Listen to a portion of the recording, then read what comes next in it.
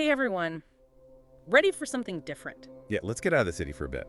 This deep dive, well, we're heading high up to the Himalayas. Till Lahaul-Spiti. Lahaul-Spiti, right?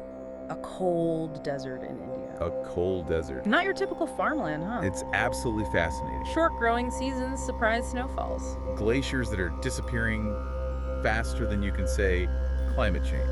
And these farmers are not just surviving, they're thriving. It's remarkable how they've adapted over centuries, blending their ancestral knowledge with modern techniques. So how do they pull it off? I mean, what are they growing up there? Well, they've been making some changes. Okay, what kind of changes? So, they used to rely heavily on barley. Barley, yeah, classic Himalayan crop, right? Exactly. But lately they've been shifting towards things like peas and potatoes. Really? Why the swap? Well, think of it this way. Barley, it was reliable, but not that profitable. Not a lot of demand beyond the local markets. Precisely. Peas and potatoes, on the other hand, they're in high demand, particularly in urban areas. Especially when they're grown without all the chemicals. Exactly. Chemical-free produce is fetching top dollar these days. So these farmers are cashing in on that trend. Absolutely. We're talking 70, 90 per kilogram for peas. Whoa. Some farmers are earning 4 to 5 lakh annually just from those peas. That's a game changer. But doesn't growing potatoes require a ton of water? You're hitting on a crucial point. Water is precious in Lahaul-Spiti. Especially with the glaciers shrinking. Precisely. Yeah. Traditionally, they've relied on the Bari system. The what system? Bari system. It's this amazing example of community cooperation. Families take turns using the available water. So everyone gets a fair share, even when water is scarce. Exactly. But with those glaciers receding, things are getting a bit more complicated. So what are they doing to adapt? Are they finding new water sources? Well, some farmers are starting to supplement the Bari system with more efficient irrigation methods. Like drip irrigation. Yeah, like drip irrigation or sprinkler systems that minimize water loss. Smart move. Makes every drop count. Right? It's all about adapting. Speaking of adapting, I'm curious about those medicinal plants mentioned in our research. Oh yeah. Kuth, sea buckthorn, ruttenchut. They sound like ingredients for a magic potion. They practically are. These plants have been used in traditional medicine for centuries, and now they're gaining popularity globally. As people are turning back to natural remedies. Exactly. And these plants, they thrive in Lahaul-Spiti's unique ecosystem. So the harsh conditions actually make them more potent. It seems that way. It's fascinating how nature works. So are we talking serious economic potential here? Oh, absolutely. These plants are being used in all sorts of products, oils, teas, ointments. The global demand for natural and Ayurvedic remedies is exploding. So Lahaul-Spiti's ancient wisdom is finally getting the recognition it deserves. It's amazing to witness. But let's address the elephant in the room, climate change. Yeah, we can't ignore that. It must be impacting these farmers in a big way. It is a major concern. The glaciers that feed their irrigation systems are shrinking by 10 to 15 meters every year. Wow, that's hard to even imagine. It's like losing an entire building's worth of ice annually. And then there's the unpredictable weather patterns we've been reading about. Sudden floods, droughts, crazy temperature swings. It's becoming increasingly challenging. So how are these farmers coping? Are they living in constant fear of the next disaster? Well, they're not giving up, that's for sure. Okay, so what are they doing? They're innovating. They're coming up with creative solutions. They're using things like low-cost polythene greenhouses to extend the growing season and protect their crops from frost. I've seen pictures of those greenhouses. They're pretty ingenious. And they're using specially bred crop varieties that are more resilient to cold and drought conditions. It's like they're in a constant battle against the elements. It's a testament to their resilience and ingenuity. And they're doing all this while embracing sustainable practices, right? Exactly. They're blending ancient wisdom with modern techniques to protect their fragile environment. Okay, tell me more about these sustainable practices. I know they're still using those ancient, cool irrigation channels. Oh yeah, the cools. These incredible feats of engineering. Channels that bring glacial meltwater to the fields. But with the glaciers shrinking, those channels must be becoming less reliable. That's right. So they're having to adapt. So what are they doing? Well, some are starting to incorporate modern sprinkler systems alongside the cools to make sure every drop counts. So it's like a hybrid system combining the old and the new. Exactly. And what about the soil? All this intensive farming must be taking a toll. They're aware of that, and they're taking steps to protect their soil health. Like what? They're using techniques like vermicomposting, using worms to create nutrient-rich fertilizer. I've heard about that. And they're also using a traditional organic fertilizer called Chivamrit. Jeevamrit, what's that? It's made from cow dung, urine, jaggery, and soil. It's perfectly suited to their local climate and soil conditions. Sounds like they found a way to work with nature, not against it. That's the essence of sustainable farming. So they're not just growing crops, they're nurturing an entire ecosystem. Exactly, it's a holistic approach. Well, we've covered a lot of ground here, from disappearing glaciers to magic fertilizers. It's clear these farmers are incredibly adaptable. It's inspiring to see. But I'm also curious about the human side of this story. What do you mean? How is all this impacting their lives, their culture, their economy? Ah, I see. That's a great question, and one we should definitely delve into. So let's talk about the people behind all this innovation. The heart and soul of Lahaul-Spiti. Exactly. We've seen how they're adapting to these incredible challenges, but what about the impact on their lives, their communities? Well, it's a mixed bag, to be honest. Yeah.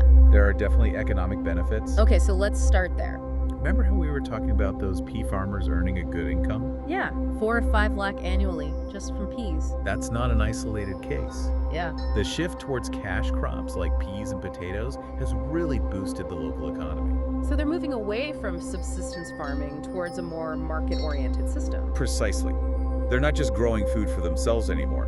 They're producing for a much wider market. And selling to those big city centers. Exactly. Bulk sales to urban areas have become a major source of income for the region. So it's a win-win situation. The farmers earn more, and city folks get access to fresh, high-quality produce. In theory, yes, but there are always challenges. What kind of challenges? But we can't forget about the logistics. Right, getting those peas and potatoes from the remote Himalayan valleys to the bustling city markets. Exactly. The road network in Lahaul-Spiti can be pretty unreliable, especially during the winter. Landslides, snowfall, all that fun stuff. It's a constant battle, and delays can mean lost income for the farmers if their produce spoils. So they're battling the elements on 2 fronts, in the fields and on the roads. That's a good way to put it. And then there's the issue of storage. Oh, right. Keeping those crops fresh in a region with limited infrastructure. Exactly. There's a real shortage of adequate cold storage facilities. So they often have to sell their produce quickly, even if the market prices aren't that great. Unfortunately, that's the reality for many farmers. They're operating on very thin margins. Any little hiccup could wipe out their profits. Exactly. They're incredibly resilient, but they could definitely use more support when it comes to infrastructure. Like better roads, more reliable transportation, more cold storage facilities. All of that would make a huge difference. And even access to up-to-date market information, so they can time their harvests better. So they can get the best prices for their produce. Precisely. But it's not all doom and gloom. No. Tell me something positive. Well, there's this exciting new development in Lahaul-Spiti, agritourism. Agritourism. So those farm stays and tours where city slickers like me can get a taste of rural life. Exactly. People are increasingly seeking authentic experiences, a connection to nature, and a deeper understanding of where their food comes from. And Lahaul-Spiti is the perfect place for that. It is. Imagine trekking through those breathtaking landscapes, learning about ancient farming practices, and even getting to harvest those medicinal plants we talked about. Sign me up. I'd love to do that. And for the farmers, it's a great way to diversify their income, share their knowledge, and preserve their traditions. So it's a win-win for everyone. Tourists get a unique experience, and farmers get to connect with a wider audience. And maybe even inspire some of those city folks to make more sustainable choices.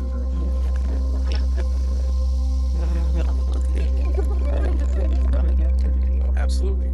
It's deeply intertwined with their culture and their spiritual beliefs. It's their way of life. Exactly. Remember those festivals we mentioned, like the Feigli Festival? Yeah, the one that marks the end of winter and the start of the new growing season. It's a celebration of life renewal and that deep connection between the people and the land. And a chance to honor their agricultural heritage. Exactly. And let's not forget about those medicinal plants. Right. They're not just medicine, they're almost sacred. They hold a special significance that goes beyond their practical uses. Take rattainjot, for example, with its vibrant red color.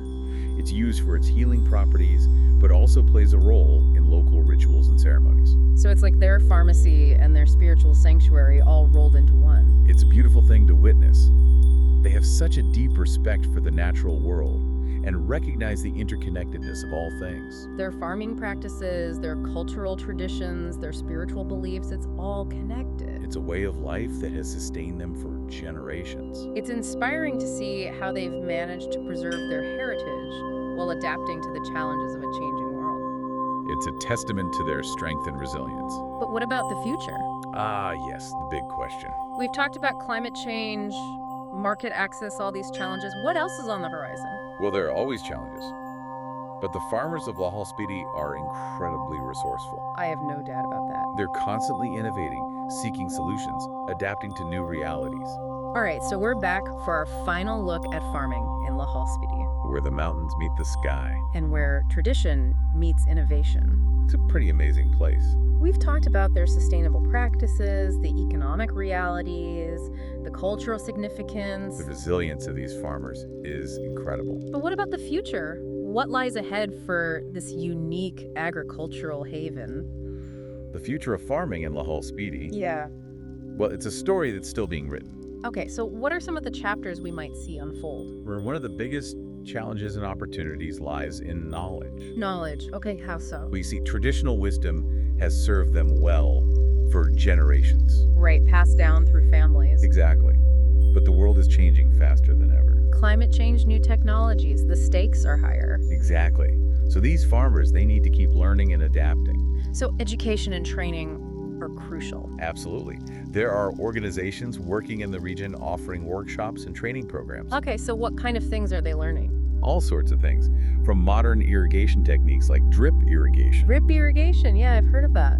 It's all about using water more efficiently, which is essential in a region facing water scarcity. Right, makes every drop count. And they're also learning about organic farming methods, pest management, soil conservation, all sorts of things. Wow, so they're really embracing a holistic approach to farming. They have to. The challenges they face are complex. So it's not just about growing crops, it's about managing an entire ecosystem. Precisely. And they're even learning about digital tools. Digital tools up in the Himalayas. Yeah, things like weather forecasting apps and market analysis platforms. So they can make more informed decisions about when to plant, when to harvest, how to get the best prices. Exactly. It's all about empowering them with the knowledge and tools they need to thrive.